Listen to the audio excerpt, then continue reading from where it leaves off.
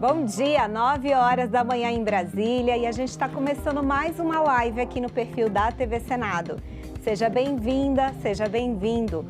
Hoje a gente vai falar sobre cigarro eletrônico.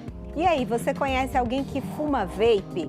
O Senado analisa regulamentar esses vaporizadores, mas a proposta divide opiniões. E você, é contra ou a favor? Deixe sua opinião aí no chat que eu quero ver. Aproveite também para tirar suas dúvidas com a autora do projeto, a senadora Soraya Tronic. Estamos ao vivo no YouTube, Facebook, TikTok, Kawai e também no X.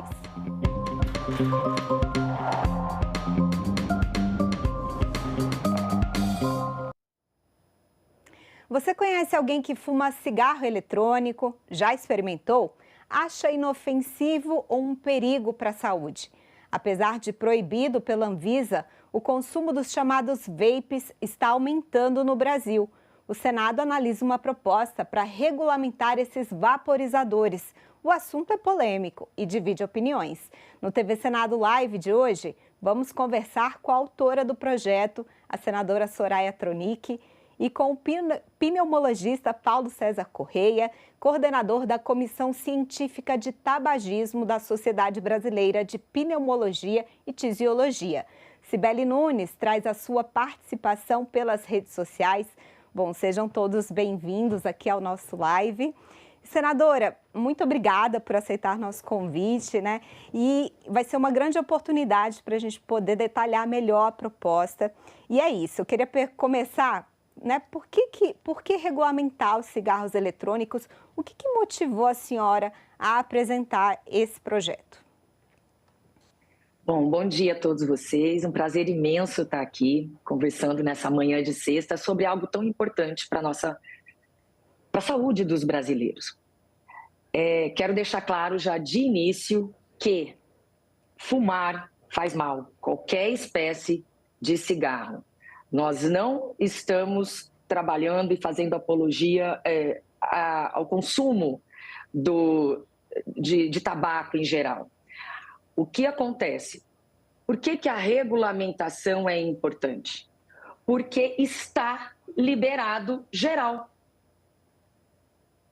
Regras que hoje nós temos da Anvisa proíbem a comercialização, a importação, mas não proíbem o consumo. Então, o que é que acontece? Como não está proibido consumir, nenhuma autoridade proíbe uma pessoa, um usuário, um consumidor. Considerando isso, sem nenhuma regra, o que é que está acontecendo no Brasil? Estão circulando de forma ilegal todo tipo de dispositivo eletrônico de fumar ou de vapear, que nós não temos noção nenhuma do que existe lá dentro. Por que é que nós conseguimos diminuir o tabagismo no Brasil? Depois da sua regulamentação, depois das regras. Então, quando a gente tem um consumo desenfreado, sem regra, além de tudo, um consumo que propicia um avanço do crime organizado que está lucrando com isso. Nós estamos num limbo jurídico muito sério e nós precisamos trazer regras. E quero já trazer aqui, o projeto de lei é o 5008 de 2023, é uma proposta, uma minuta de regulamentação para que o Poder Executivo atue sua obrigação, porque não basta proibir e simplesmente não fazer nada com o que está acontecendo. E também gostaria de destacar, por fim, se a gente vai discutir essa questão, que as pessoas aqui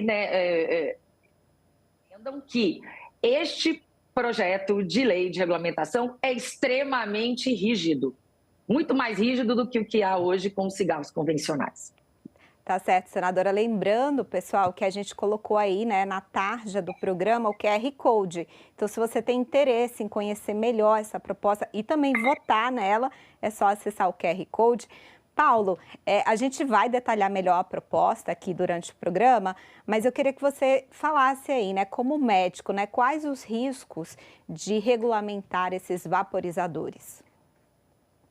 Assim, a proposta que a senhora senadora Soraya traz, ela tem várias premissas falsas, não é? Então, assim, a primeira premissa falsa é a premissa econômica, né? Assim, o cigarro convencional e a nicotina, já estivemos agora atualizados, dá um prejuízo de 153,5 bilhões ao ano para o Brasil. E como a arrecadação está congelada, o preço mínimo desde 2017, nós temos uma arrecadação de em termos de 8 bilhões. Né? Os dados que foram apresentados pela senadora na audiência, que são ligados à Federação das Indústrias e a pesquisas de institutos de pesquisa, são inadequados, eles partem de uma série de dados, inclusive não oficiais, de prevalência, né? Parece uma catastrofização, como se não houvesse controle nenhum. O Brasil é um país de dimensões continentais e é difícil fiscalizar. Mas entre as muitas falácias e vieses que esse projeto tem, o que é mais importante é que como é que você regulamenta um produto que você já sabe que é perigoso. Ele é irregulamentável, senadora Soraya, porque são mais de 2.000 substâncias. A Carsten Pratt, uma pesquisadora de Hopkins, fez um estudo bastante extensivo a esse respeito, né? A maioria das substâncias que tem lá são desconhecidas e as que você já sabe que tem fazem mal. Então, não tem como você regulamentar um produto que você já sabe que, do ponto de vista de saúde pública, faz mal. Outra falácia que existe neste projeto é a questão de saúde pública, né? A senadora tem apresentado pessoas, inclusive ligadas à indústria, dizendo o conceito de redução de danos. Não existe redução de danos quando você inicia a juventude num produto que, na realidade, ele é praticamente tão lesivo quanto o cigarro convencional. E quando você tem na população, né, esse é um princípio de saúde pública, quando você tem na população uma massa muito grande de pessoas usando o produto, mesmo que individualmente, e não é pequeno o risco, seja pequeno, você vai ter um grande problema de saúde pública. A regulamentação já existe no país, né? A saúde é o direito de todos, é um dever de Estado, consagrado pela Constituição Federal de 1988, o Brasil é signatário de vários tratados, como, né, nós temos o Estatuto da Criança e do Adolescente, Tratado Internacional de Saúde Pública, a Convenção Quadro. Então, a regulamentação que está prescrita, né, seria a intenção da senadora, né, ela já é feita. A melhor regulamentação é o que o Brasil tem, é proibido. Né? A Organização Mundial de Saúde produziu um documento no final do ano passado de boas práticas, né, e falou: se você tem um cigarro que é eletrônico que é proibido, mantenha o cigarro eletrônico proibido. Então, essas são só algumas das falácias que a gente teria que dizer. E a outra falácia é a falácia americana, né, que os americanos mostraram. Não é? Nos Estados Unidos, você pode submeter o seu produto de cigarro eletrônico através da PMTA.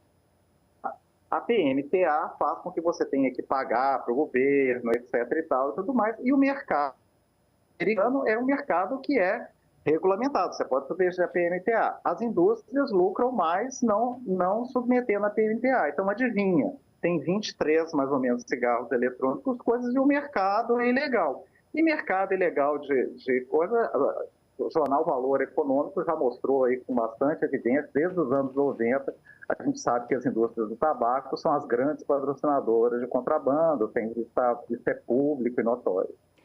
Bom, a senadora vai ter oportunidade aqui também de responder a esses pontos que o doutor Paulo trouxe. Antes, para a gente complementar aqui nossa conversa, a gente fez umas enquetes, não foi, Cibele, nas nossas redes sociais? Queria que você trouxesse um pouco da opinião aí dos internautas. Isso, Sara, senadora, doutor Paulo, nós começamos perguntando para as pessoas se elas conhecem alguém que usa o cigarro eletrônico, né? E aí a grande maioria do público respondeu que sim, 61%. Ou seja, mais da metade das pessoas já conhecem alguém que utiliza o vape frequentemente. E aí, doutor Paulo, eu quero complementar com uma pergunta aqui do Rômulo de São Paulo. Ele diz o seguinte: existe algum estudo técnico, científico, que comprove que o cigarro eletrônico é mais prejudicial à saúde que o cigarro convencional? Se não, por que manter a proibição, se ele é menos prejudicial à saúde? Ele não é menos prejudicial. Existem mais de 3 mil estudos publicados. O Stanton Glantz, que é um pesquisador da Universidade da Califórnia, em São Francisco, fez uma revisão sistemática com meta-análise. Então, para que os nossos espectadores entendam, são métodos estatísticos que são usados, né? Eu também sou da academia. Então, ele pegou os 107 estudos melhores desses 3 mil e fez uma comparação estatística, cigarro eletrônico e cigarro convencional. Então, vejam vocês que quando, numa revisão sistemática, quando passa pela unidade, significa que não tem diferença. Então, cigarros eletrônicos e cigarros convencionais, eles não têm diferenças em relação ao ponto de vista cardiovascular, angina, infarto, derrame, síndrome metabólica. E vejam vocês, existem algumas questões que são até mais nos cigarros eletrônicos. Por exemplo, a temida disfunção erétil dos maços de cigarro é 2,13 vezes mais, né? É mais do dobro no usuário de cigarro eletrônico. Então, não, gente, cigarro eletrônico não é redução de danos, eles não trazem menos danos, o risco é igual em relação ao cigarro convencional, eles ainda têm inalação de metais e alguns desfechos, como a disfunção erétil, é mais no cigarro eletrônico do que no cigarro convencional. Senadora Soraya, o doutor Paulo estava falando que a gente tem essa portaria da Anvisa e então, em tese, está proibido. Mas não é bem assim, né? Porque a gente está na rua, a gente vê as pessoas fumando, a gente vê adolescentes fumando, você vai na balada, na porta, as pessoas estão vendendo livremente. O que está proibido, senadora? Por que então essa portaria não está funcionando? Bom, é a história da norma que não pega, né? E que ninguém faz nada. Eu não vi nenhuma atitude de nenhum parlamentar atuando de uma forma a resolver este problema. Esse projeto de lei determina que o Poder Executivo tome alguma atitude rígida. Por quê? Porque está incontrolável. Mesmo assim, quando nós temos um dispositivo eletrônico, esse aqui a minha caixinha aqui do iPad, do iPhone, mas, para te dar um exemplo, se nós não sabemos, como o doutor Paulo disse, o que há aqui dentro, como é que ele me fala que há pesquisas? Se eu não regulamento, se eu não determino o que pode ter aqui dentro, como que eu vou fazer prova disso? Como que eu vou pesquisar? Porque é um número já que tem no Brasil, as pessoas estão fabricando até no quintal de casa o que se repõe aqui. Então, nós não sabemos o que há aqui dentro. Primeira premissa falsa, porque eu tenho que saber o que há aqui dentro. Em tese, deve haver nicotina. É para se fumar nicotina, ok? E nicotina é proibido no Brasil? Nicotina é permitido no Brasil. E Paulo também destaca que as premissas econômicas detalhadas na nossa fundamentação são falsas. Eu quero dizer que essas premissas foram baseadas na Receita Federal. Dados formais. Então, se tem algo errado ali, que o senhor conteste e traga para nós. Nesta última audiência pública, a Receita Federal não esteve, tratou-se de outra questão. Mas é isso que nós temos. Outra coisa, proibir drogas. Parou o consumo? Nós temos que lidar todo dia com as pessoas viciadas em drogas. Então, proibir não resolve. Nós temos que lidar com isso. E estive no Japão, estive na Itália e vou para a Suécia e também para o Reino Unido para trazer as informações dos governos destes países. Eu estive com quem regulamentou no Japão. E eu quero dizer que o Dr. Paulo também traz uma forma muito genérica. Os dispositivos eletrônicos de fumar ou vapear não são todos a mesma, não soltam as mesmas substâncias. O cigarro convencional é o tabaco queimado, que tem a combustão. Não é só a nicotina em si que faz mal, mas é a combustão, a queima, que projeta todas as demais substâncias tóxicas. A redução está, como é que se reduz o dano? Aquecendo a nicotina. Quando ela é aquecida dentro de um dispositivo eletrônico, ela causa, sim, menos danos. É a combustão que causa os maiores danos. Também nós temos uma diferença dentro dos dispositivos eletrônicos de fumar ou de vapear.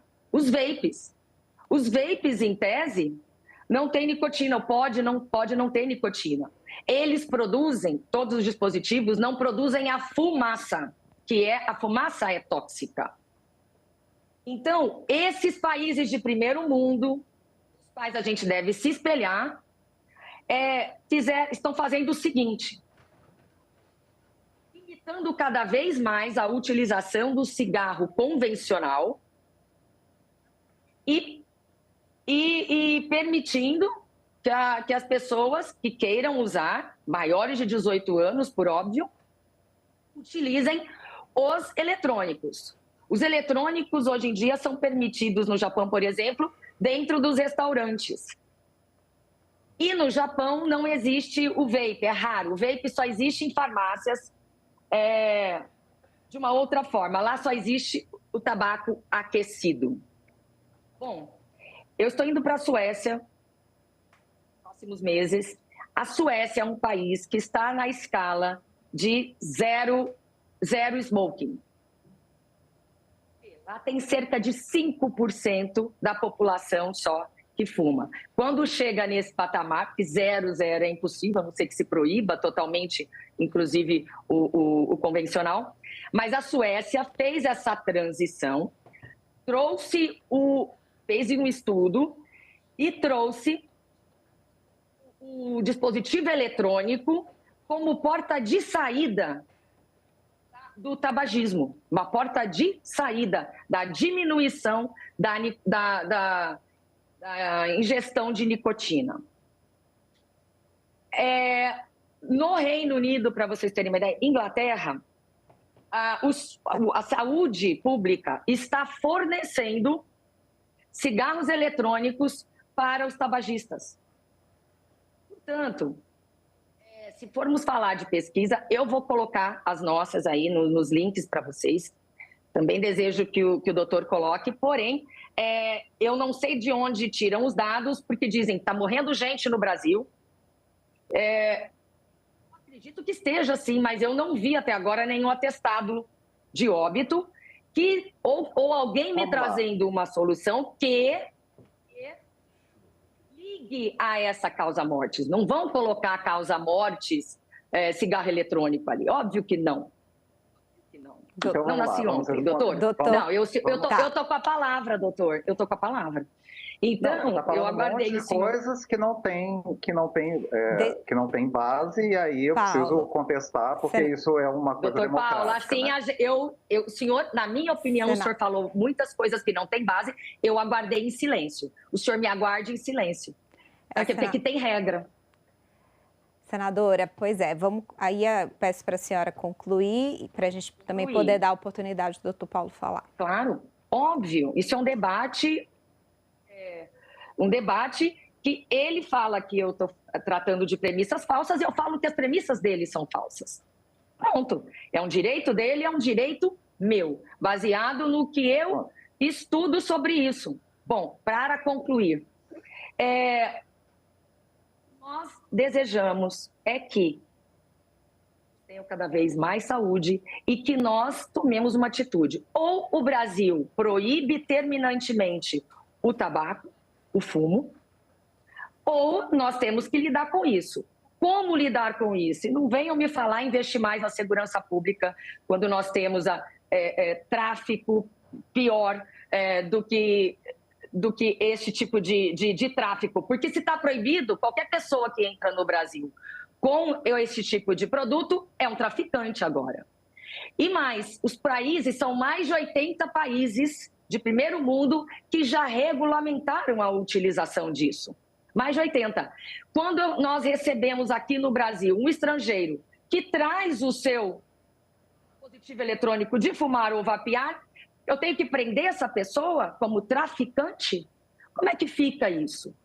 Então, nós não somos a favor do fumo, não é isso. E nem estamos aqui dispostos a brigar, nós estamos dispostos a entender quem está sendo beneficiado com isso, porque eu não vejo preocupação nenhuma com resolver. Não vi dados, porque nem o Ministério da Saúde me traz dados. Nós não temos como tratar disso se nós não regulamentamos. Eu só consigo fazer uma política pública quando eu tenho dados fidedignos. Sem regulamentar, eu não tenho dados. Tudo mais é mentira, é falácia. Tá certo, senadora. Okay? Doutor. Então, concluo dessa forma toda a palavra com o senhor até o momento que lhe derem a palavra, doutor Paulo, com todo respeito. Obrigado. Tá certo, doutor Então, Paulo. senadora, vamos lá. Precisamos entender vários aspectos dessa fala e, enfim, vamos explicar didaticamente, tanto para a senadora, para os telespectadores, o que são os dispositivos eletrônicos para fumar. Então, a resolução 855 sucedeu à resolução 46 de 2009, explica que existem dispositivos eletrônicos para fumar. Esses incluem o cigarro de tabaco aquecido e os cigarros eletrônicos. Os cigarros eletrônicos têm 4 gerações de cigarros eletrônicos, mas, independente da geração, a grande maioria desses dispositivos, ele produz aerossol. Aerossol é o nome científico da fumaça. Sim, esses dispositivos produzem aerossóis, fumaças, né?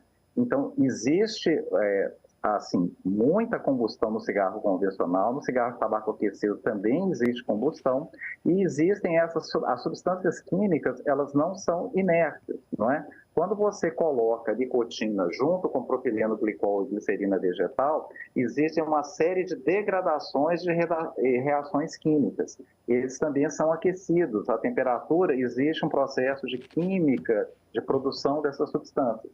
Então, quando você para colocar a nicotina, né, para o fumante, você está levando, para conseguir levar a nicotina, você tem que produzir o aerossol, a fumaça. E para levar a nicotina a partir de propileno glicol e glicerina vegetal, você produz uma série de substâncias que são substâncias inadequadas, não são substâncias seguras.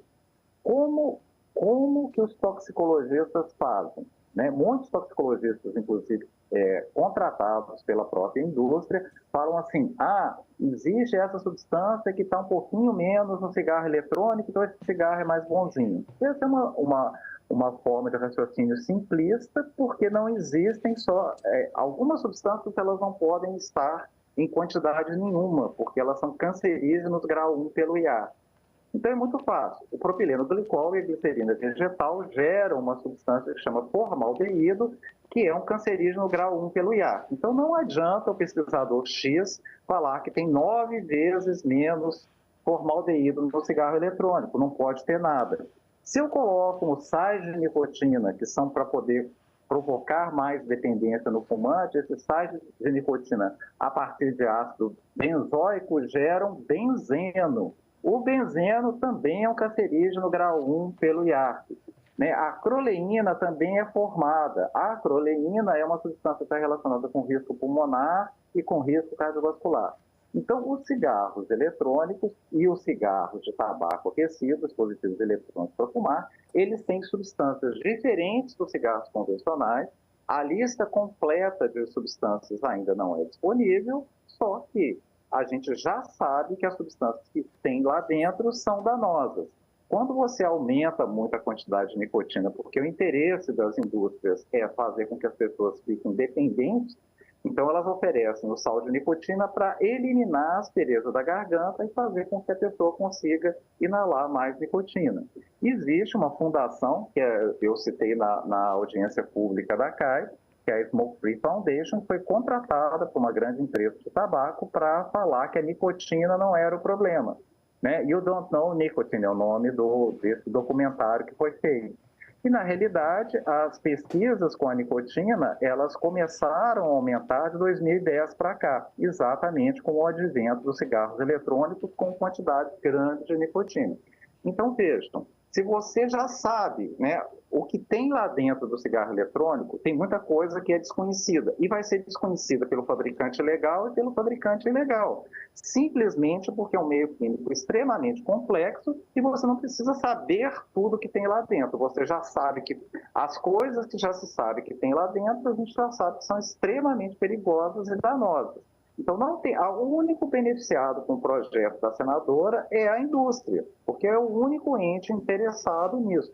Vejam vocês que nos Estados Unidos, né, o fato de não haver proibição faz com que os níveis de tabagismo deles lá sejam da ordem de 10 vezes maiores do que os nossos aqui. Então, sim, a proibição, a falta de acesso das pessoas ao cigarro eletrônico protegeu e fez com que a gente tivesse taxas de prevalência muito menores do que as taxas de prevalência que existem nos Estados Unidos. Tá. Se eu tenho ainda voltando a mostrar para vocês um conceito que está num paper, né, o Geoffrey Rose mostrou que, né, se houver um pequeno aumento do risco, mas se você tiver uma massa grande de pessoas na população utilizando, esse produto será danoso. Então, ele unitariamente, ele não é menos perigoso, ele arregimenta pessoas que, né, eles são atrativos para pessoas que nunca fumaram, ela faz com que os fumantes,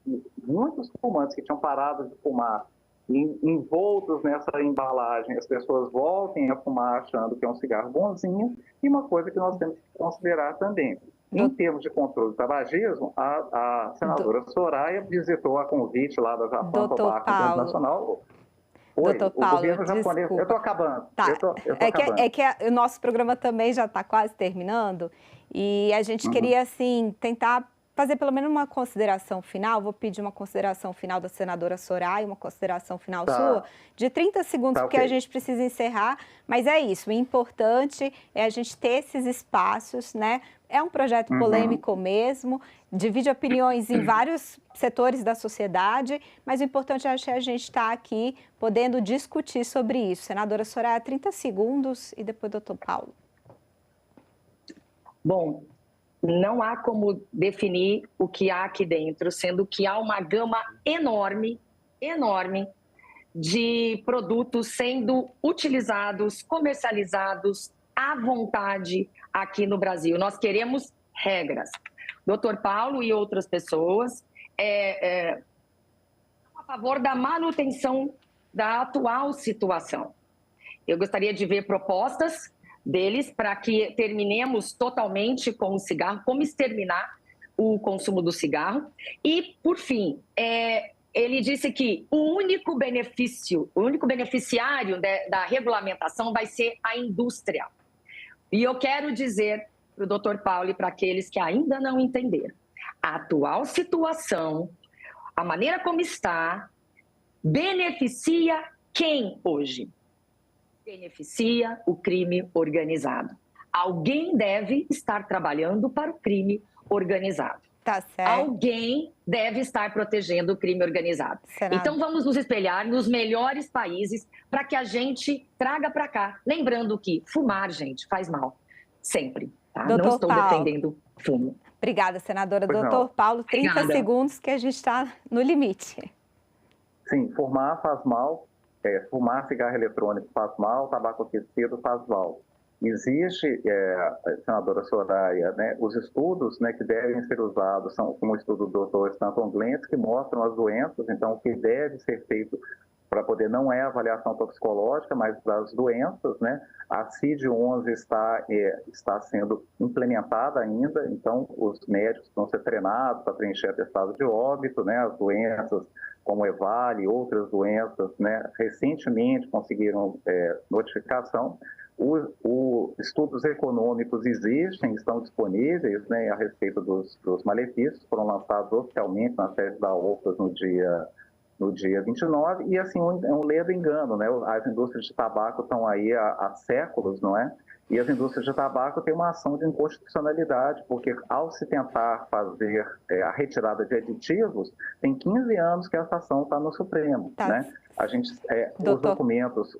Doutor Paulo, infelizmente a gente chegou ao limite aqui da nossa programação. Eu agradeço muito a vocês por estarem aqui hoje debatendo esse assunto, que é muito importante a gente ter esse espaço para debater, né, e ver quais são as opiniões. E você, qual que é a sua opinião? Você acha que o cigarro eletrônico deve ou não ser regulamentado? Vai lá no portal E-Cidadania e deixa o seu voto. O projeto é o PL 5008 de 2023, é só escanear o QR Code. O TV Senado Live é o espaço para você participar da nossa programação toda sexta-feira às 9 da manhã. Até a próxima edição. Tchau.